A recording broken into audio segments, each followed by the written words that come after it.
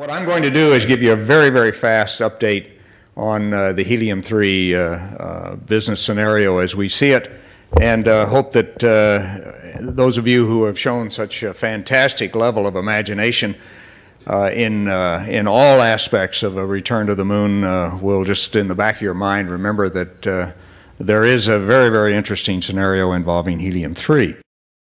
And it, of course, involves terrestrial energy as its primary foundation. Energy is so important to the political as well as technical and human future here on Earth that we can't ignore it. National security is clearly at stake, not only for the United States, for many countries. And energy supply questions are now focused on fossil fuels, and particularly those in the Middle East. There are population and standard of living pressures that we have to be thinking about all the time, and of course a background of environmental uncertainty that is part of this whole energy picture. The problem, of course, is approximately 10 billion Earthlings are going to appear on Earth within the next 50 years, and if you look at the numbers, I think you can convince yourself that at least a factor of 8 increase in energy demand will occur, and how we provide that demand is an open question. The total energy use in the world has increased by a factor of 4 just since World War II. Over 10 billion barrels of oil equivalent energy is needed just in this current century. And if you just want to illustrate further political issue that we are faced with long term, and that is where energy is used, it is certainly essential for the health, economy, and safety of the developed world. For the United States, we feel, and I feel very strongly, it's essential to the preservation of our freedom, but you have to keep looking to where the lights aren't burning. That's where the primary increase in demand is going to occur, and the demand that we must satisfy.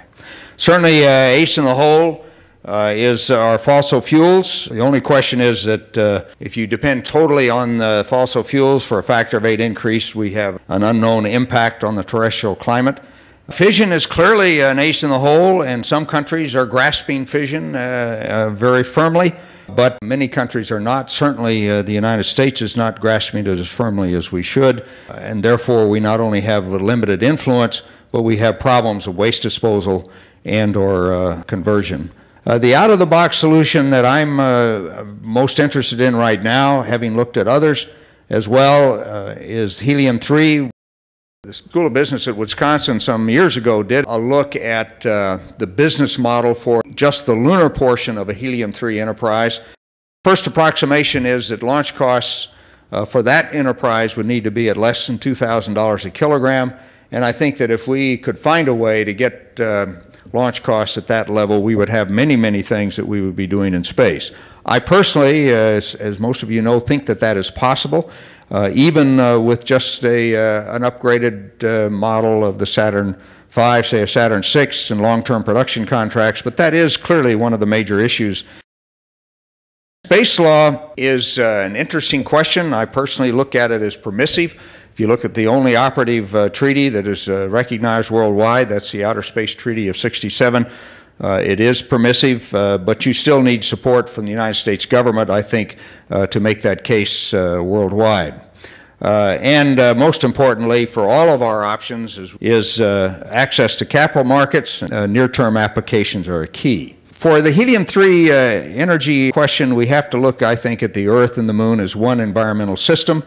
And helium-3 fuel, of course, for fusion power is present, we believe, ultimately in economically significant quantities in the lunar surface. It is in the regolith, along with other resources, that in the helium-3 question, those other resources become byproducts, because they really would be paid for pretty much on the backs of a helium-3 option. The availability is well documented, and the geology of helium-3, as well as the other solar wind resources in the lunar regolith, is well understood. What we're interested in is the fact that protons are produced rather than neutrons. Neutrons from fusion reactors are the commercial death knell of DT fusion, which is the current focus of most worldwide efforts. However, with protons, you have the ability to control those particles as well as to convert them directly to electricity. The problem is neutrons. And the worst, in spite of what sometimes people think, is the DD cycle. They are not as high energy neutrons, but there are far more of them than even with the DD cycle. But when you get into D-helium-3, neutrons are very low in amount. You can drive them down to those levels by lacing the fuel with helium-3. And then, of course, helium-3, it just goes to zero. There are no neutrons produced in that, and therefore no residual radioactivity in either your plant or anything else. Now, looking at the societal and technical concerns relative to the various nuclear options, certainly fission, there are lots of concerns, still are, proliferation, nuclear waste, radiological hazard, but the physics has been worked through and they're online and operating. So that pretty well has taken care of itself. D-helium-3, the proliferation, nuclear waste, and radiological hazard questions go away. It's just the physics is tough. And with helium-3, of course, it's very tough physics. None of these other problems exist. Now, thanks to the efforts of 4 different teams, international teams, in the analysis of lunar soils, we know a great deal about helium-3 and other solar wind volatiles in the lunar regolith, and we know a lot about its distribution, not only from space sensing of where titanium is, but also some of our best data has come from Earth sensing, remote sensing, and the work of the late Gene Cameron at Wisconsin has given us an idea about how you would use this information for actual mine planning and site targeting. Basically, by heating to about 800 degrees centigrade, you can get to 75 to 80% production of helium-3 from the regolith. That would be approximately the recovery target.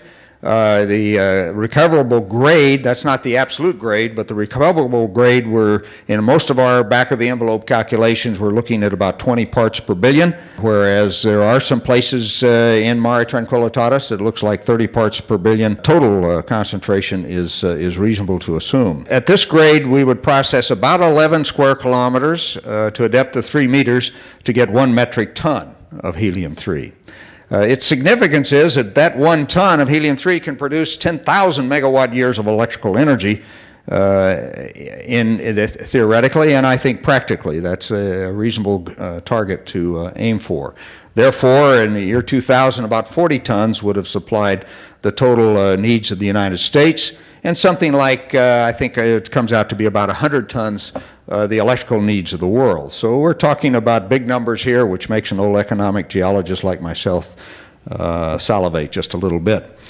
If you look at today's price, if a plant existed to use it, the value of 1 ton of helium-3 on Earth would be about $4 billion. In general summary of the energy resource, there's something like 10 times more energy in the helium-3 on the moon than all today's economically, and I underline and italicize economically, recoverable coal, oil, and natural gas. Of course, as demand goes up, price goes up, and economically recoverable starts to change. The characteristics of these helium-3 fusion power plants, once they come into existence, would be no greenhouse or acid gas emissions during operation. Very high efficiencies potential because you're converting a positively charged proton directly to electricity, and we expect a graduate student at Wisconsin to demonstrate that within the next year or so. The greatly reduced radiological hazard compared to fission reactors. The primary question is shielding from X-rays. And low-level waste disposal after 30 years. If you use D-helium-3 as your fuels, there would be none, of course, if you use helium-3. And no possible off-site nuclear fatalities in the event of the worst possible accident. Now, the long-range goal we have at Wisconsin is to provide a safe, clean, economical, and lasting source of energy. Short-range goal is to develop near-term applications. Again, those bridging businesses that are so critical to making these kinds of projects ultimately successful. We're in the process of demonstrating, we hope, in the not-too-distant future, fusion fuels can be burned in an electrostatic confinement device. We're doing that now at low levels of fusion power production. We're in the process of trying to construct the first commercial device for medical applications and to lay out a roadmap for the longer-term effort that I've described previously. To date at Wisconsin, we've set a world record for proton production at 450 million reactions per second. Those are fusion reactions. It takes several thousand kilowatts, of course, of power to produce that, but it's steady state fusion reactions are occurring in the device. The medical isotope production is our initial aim. The long-term aim, of course, is our base load electrical power plants, many of which could be modular. They don't have to be gigawatt plants. They can probably be at 100 megawatts or less. We've had a graduate student last year now at West Point have produced the first nitrogen-13. That's a 10-minute half-life isotope for PET analysis, which is our first business target, customer target. We have also shown that you can produce fluorine-18, which is the current isotope of choice, 110-minute half-life for PET analysis. Same for carbon-11, 20-minute half-life, and the lowest half-life is 2-minute for oxygen-15. All of these have been demonstrated. And the reason that the short half-life is important relative to fluorine-18 is that it allows positron emission tomography, PET, to be utilized for women and pregnant women and children.